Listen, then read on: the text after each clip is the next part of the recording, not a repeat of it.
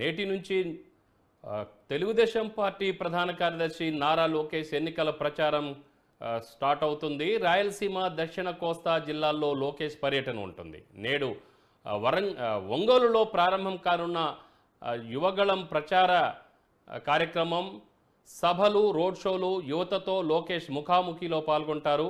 మే 6న ఏలూరులో యువగళం పర్యటన ముగియనుంది.